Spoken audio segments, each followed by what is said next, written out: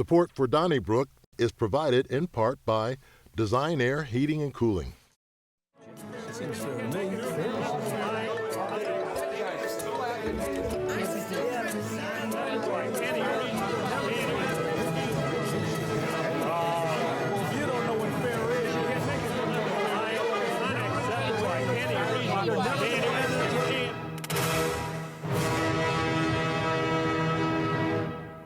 Donnybrook is made possible by the support of the Betsy and Thomas Patterson Foundation and the members of 9PBS.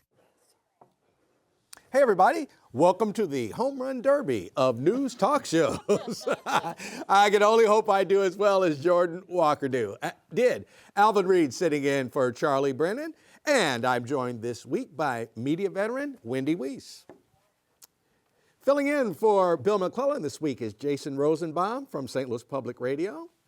We have our guy, Joe Holleman from the St. Louis Post-Dispatch, and from KMOX, Amy Marxkors. Welcome aboard, you guys. Haven't seen you in a while. Yeah, good to see you. Good to be here. Well, we really had just a terrible story this week in East St. Louis where a pair of teenagers conspired and pulled off just multiple murders. And it has made national and international news, obviously the kind that we don't need in the St. Louis region. But you know, Joe, we've been talking about teens as far as teen takeovers and teen behavior. And I also want to say there's also an incident in Hillsborough or in Jefferson County involving teenagers and that led to murder, or at least someone was killed. It's beyond teen takeovers. It's beyond just, you know, what do we do with the teenagers? This is very serious. Is it time to just be a little bit more harsh with our young ones and curfews everywhere and just kind of get tough on teenagers? You know, I think we're being forced into that situation. And the reason I say that is because not that there hasn't been multiple murders like we saw in East St. Louis or totally careless accidental murders like it appears in Jefferson County. It's that these were intentional and they were so young. And I think that's the thing. I understand when, 19, 20-year-olds, when I say understand, that has happened for a long time. But we're getting 14 and 15-year-olds who are committing crimes that just, it was unfathomable. When I was 14 or 15, I thought of doing knuckleheaded things. That never even crossed my mind that I or anybody I knew in my universe would do those things. And now they seem, for the lack of a better word, somewhat commonplace, where you have a 16-year-old and a 15-year-old not just killing somebody, conspiring to wipe out an entire family. And I don't know where that comes from, but what it happens is it forces you to realize that the idea that terrible crimes are committed by people 18 and older, no, it seems like it just keeps getting younger and younger. So do you need stiffer measures? I think you at least have to look at them. Absolutely you do. Well, I mean, you're seeing armed carjackings by younger and younger kids, 12 years old, 13 years old, 14 years old. Of course, this case in East St. Louis, I mean, this is at the extreme where it's a mass murder, one of the bodies, partially mutilated. Right. This was particularly evil and shocking because of how young they are. But law enforcement isn't parenting. Like, where are the parents or where are the authorities? How does this happen over and over again? Even when you look at something that seems harmless now compared to the more violent crimes, like the teen takeovers or even the Sky Zone incident, there's adults dropping off some of these kids, these 12-year-olds, in a chaotic situation. So yes, we're being reactionary as a society, but we can't fix it with law enforcement. You need authority, you need parents, you need families. That was going to be what I was going to say. I think whether there should be curfews in individual communities is up to individual communities, but I am hesitant to say that there needs to be some broad policy proposal from this horrific incident, because I'm just a little hesitant to paint all teenagers with the same brush. They're not in group chats talking about wanting to murder people. Obviously, these people were, and I think we should be shocked and appalled, and it should make national news. I think that also my hesitancy is like, if there's curfews everywhere, are we really going to have enough police to enforce that when they have a lot of other issues to deal with? Yeah. I feel like that's more of a statement than an actual policy unless there's actual enforcement. Like there has been occasion in the city, for sure. I think that we are seeing it always takes a while for us to see the cause and effect of these sort of cultural watershed moments or developments. And I think a lot of this does have to do with technology. I think a lot of this does have to do with social media. I think if you look back to 1959 and Hickok and Smith and the two convicts who wiped out the Clutter family, Truman Capote writing In Cold Blood, today the news cycle, the coverage, the viralness of something like this is instantaneous. And the fact that, I think there is, I think that we have to sort of get rid of our notion of, long ago, you were probably thinking about the most scandalous thing you could do is put firecrackers in a mailbox or something. But we have to, as adults, we have to really pay attention to what we're seeing. The adults saw this chat where this young girl was talking about planning on killing her family. And they dismissed it because that's their daughter. She was being homeschooled. They were doing what they thought was the right thing.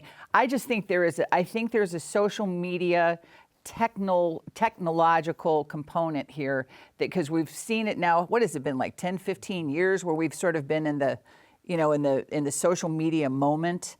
And I think now we're beginning to see families have failed, schools are failing.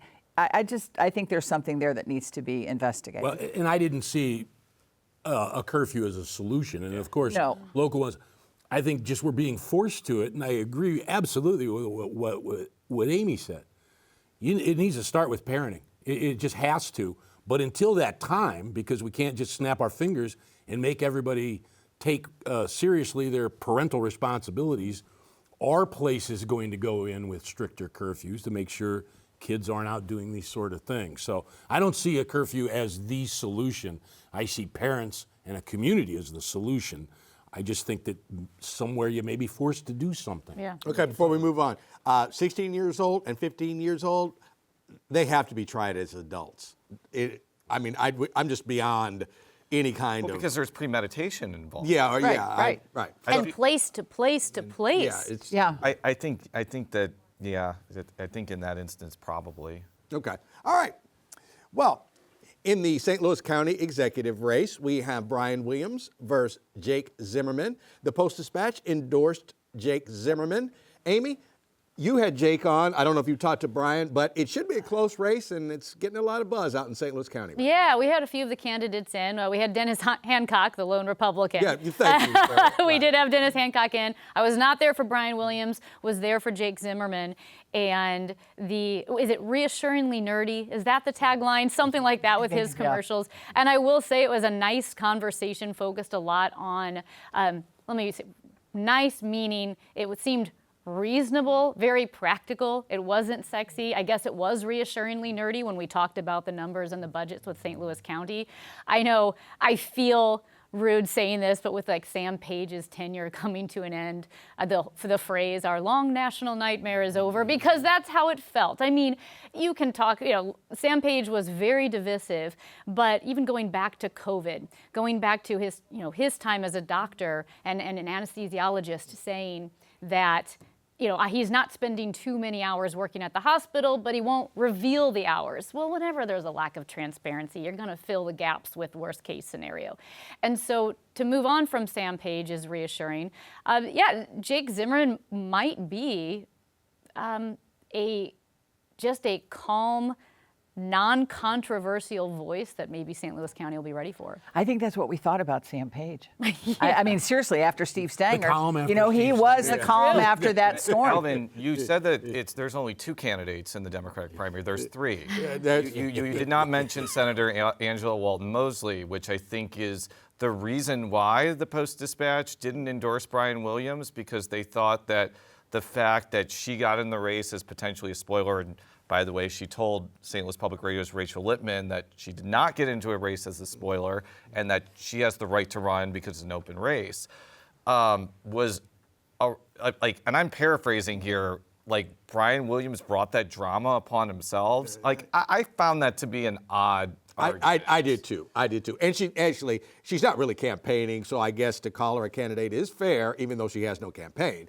But she's a candidate. She's on the ballot. She's won 2 terms as a state senator, and she had primary opponents both times. She's part of the Elbert Walton political machine Dynasty. out in North County, which seems to win. I'm not saying that she, at this point, is going to win because the other 2 have more money, but I could see her anywhere from being a non-factor, like when Maria Chappelle-Nadal ran in the 1st district race 2 years ago, or she could take a lot of votes, and that could potentially hurt Brian Williams. But you don't think she's a stalking horse?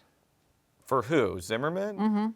Well, I don't think so. I think that she got into the race because she doesn't like Shalonda Webb. Shalonda Webb is allied more with Brian Williams, and I think that is probably more what happened than some grand, Charlie Day on a chalkboard, or not a chalkboard, but like, in It's Always Sunny, Philadelphia, there's like red lines everywhere. I'm gonna say with you, a board, whatever. you obviously you dealt with Brian a lot down in the state legislature. It seems like he's just kind of like, what did I do to deserve this? Because would you say he was an effective legislator in Jefferson City? I mean, for a Democratic senator, I would say yes, because he was on the budget committee, and Democrats typically have a lot more influence on the budget committee. And I've gotten a lot of mailers saying I got $50 million for this and $70 million for that. And, because Democrats have more power to do that, I think that has some accuracy involved with it.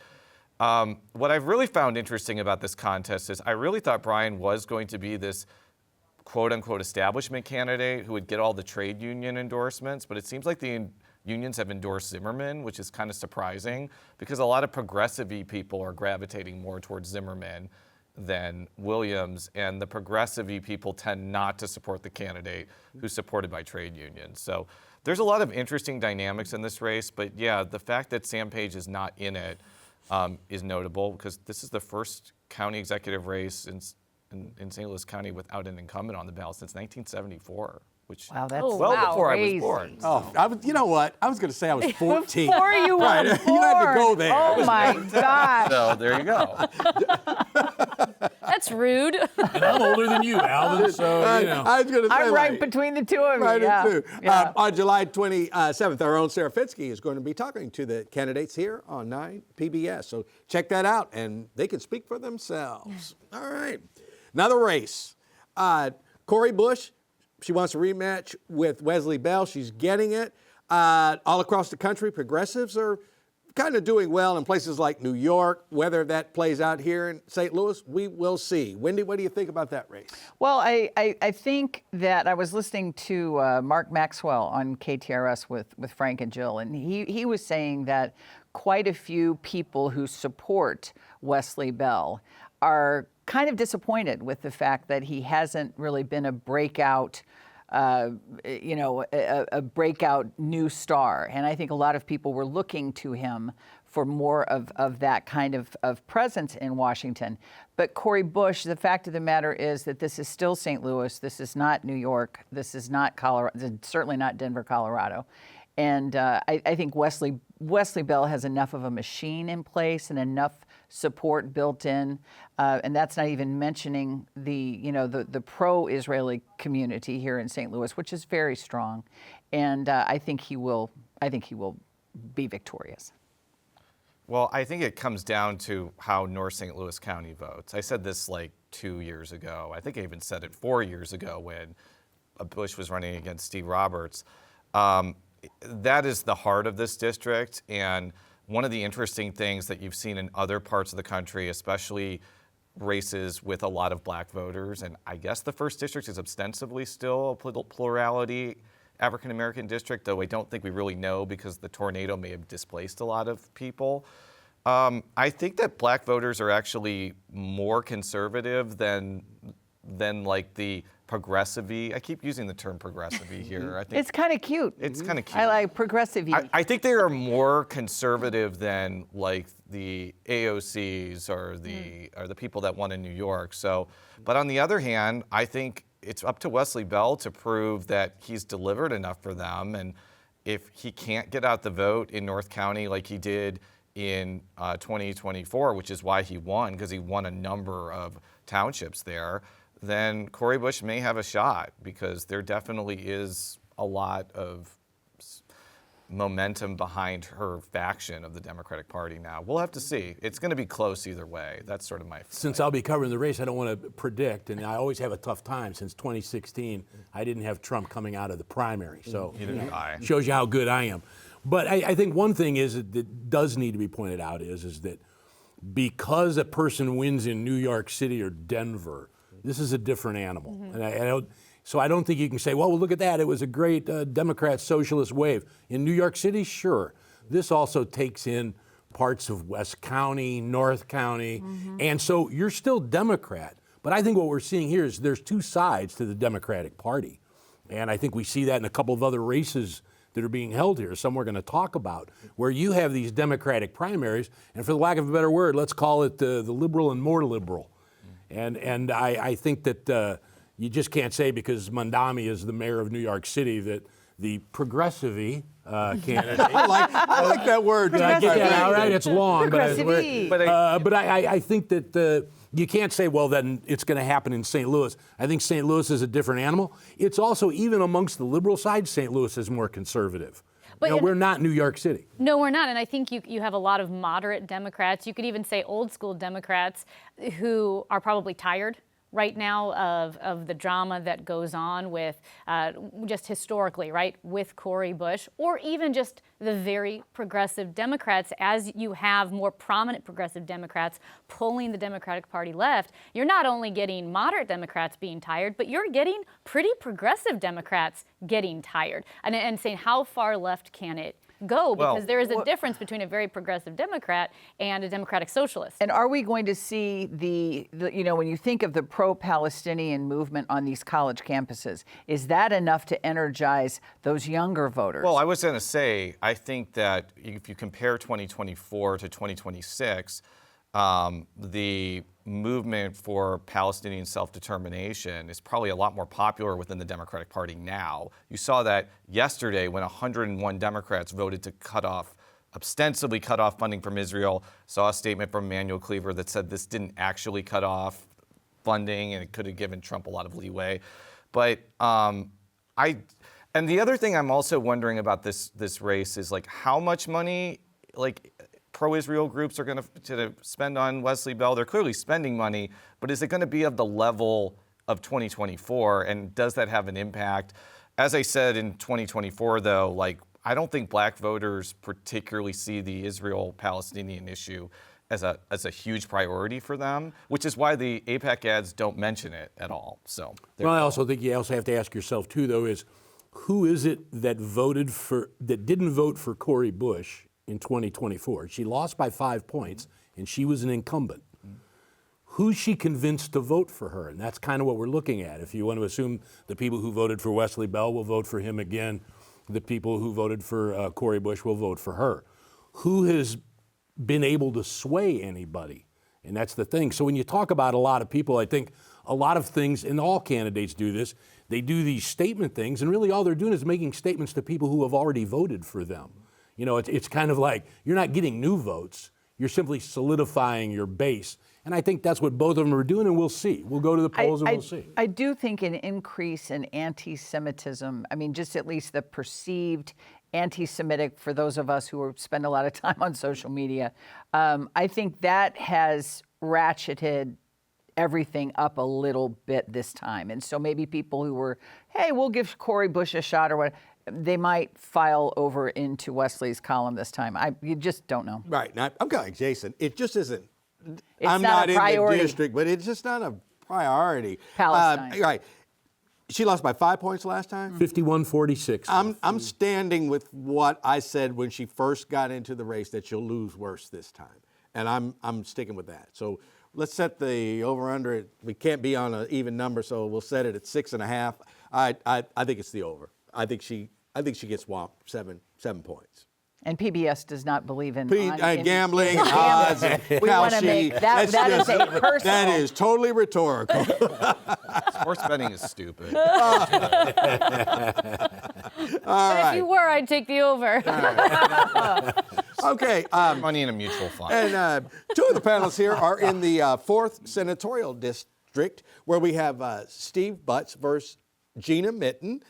Should be a close race with two interesting candidates. Jason, you live in the 4th. I live in the county part of the Yeah. 4th, and the 4th has been represented by somebody from St. Louis City probably for 100 plus years now. And I think by 2032, the 4th district will be majority county, the way the city's population is going. They're not going to be able to have districts with majority city anymore.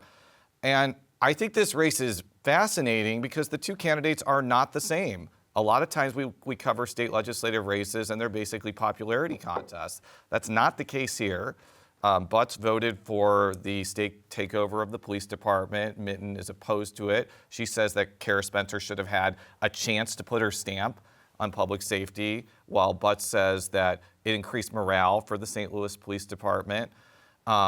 And then also on abortion, even though I know Butts is saying that he does not support the new Amendment 3 and he supported the old Amendment 3, he has voted for bills that restrict abortion rights, and that has become an issue. They're also different on charter schools as well. So I think they're both two really strong candidates for a lot of reasons, but I think the abortion issue in particular, which is going to be particularly important in November when we vote on the abortion legalization redo, it could be quite energizing, and it could get Mitten some votes in the city in the parts where Joe does not live, which it tends to actually support more anti-abortion. And you're for Yeah. Well, as opposed to Jason, who lives in the silk stocking area, I live more in the blue collar part of that. Of St. Louis Hills. I think what is right. You have two experienced legislators who know how to go out and campaign. I mean, I think it's one of those. I think it's an interesting race or a good race just because you have a couple of pros who know how this works and they know what they're looking for. And I think they've both been very honest where they stay. I mean, when I did the election preview story on the race, Steve Butts said, yeah, I'm pro-life. I am. I'm against the death penalty and I'm against abortion, but maybe we can work something out. Gina Mitten said, I'm pro-choice. I mean, I think there was no games being played here. I think it's two people who are Democrats. They are Democrats. They dislike, and I think it's another one where you talk about there's a more liberal and a conservative side within the Democratic Party. I think this is where it exists. And, Steve Butts, long time ago, was not an unusual, being a Democrat who was pro-life. There were a fair amount of them. Blue dog Democrats. Tom Eagleton being one of them. That's an example. Yeah. And for a time, Dick Gephardt. Dick Gephardt, that's right, until he changed. Thank you. Thank you very much. And so I think it's an interesting race in that it's a couple of pros going at it. And I think it's, you talk about setting lines there. I don't think you could. I think if you say, oh, this person wins by a little bit, this person wins by a little bit, I think it's all possible. And we'll see. And we'll what's fascinating, he is her insurance agent. So that's kind of, that was quirky, but that's kind of cool. That's kind of Her fascinating. insurance policies are written by Steve Butts. By Crawford Butts. However, I do think and I hope that he gains some ground, because I think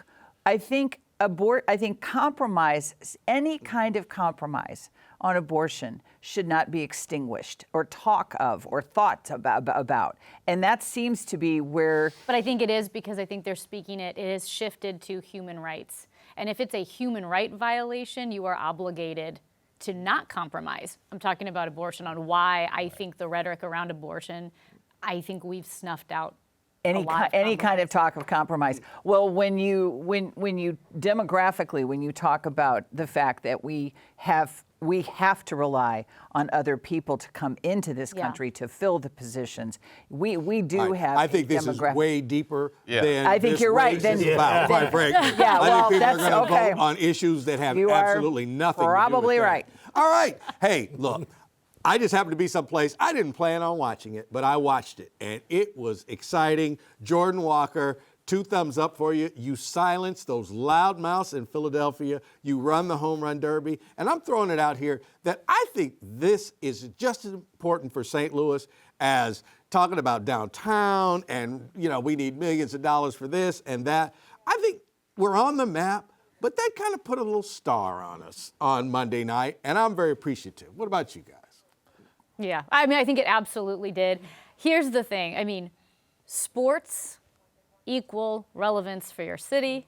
Yep. And the bigger the sport, the more relevance there is, which is why losing the Rams was a huge deal. It was a huge blow Agreed. to the city, not just economically, which is massive, not just to morale, but to our relevance. And so with Major League Baseball, it's a huge sport, and having Jordan Walker win the home run derby, not just win the home run derby, but do it in the way he did in Philadelphia, when it was, set up for Kyle Schwarber to win in his home city. Yeah. And here's Walker batting last with a walk-off win of the home run derby. It brought a lot of attention to him. It brought a lot of attention to St. Louis, good and bad, and that's good. It Yeah. doesn't Anything matter. that gets Philadelphia angry is A-OK Yeah. by me. Santa Claus This is makes for Joe and I. Philadelphia. Yeah, I mean, 100%. I think we all were kind of like. Yeah. it felt like old times. It really did. Yeah, Like, it did, and as happy as we have been for the Cardinals in the first half of the season, I'd say, you know what? Maybe something is kind of happening here. We'll see. 3 games in Arizona starting Friday night. So no letters tonight, but if you want to write to us, write to Donnybrook, care of 9 PBS, 3655 Olive Street, St. Louis, Missouri, 63108. Send an email to donnybrook@9pbs.org or a tweet to #DonnybrookSTL. Give us a call on the comment line, 314-512-9094. You can catch us wherever you catch your favorite podcast. And we have our own YouTube channel, Donnybrook Last Call.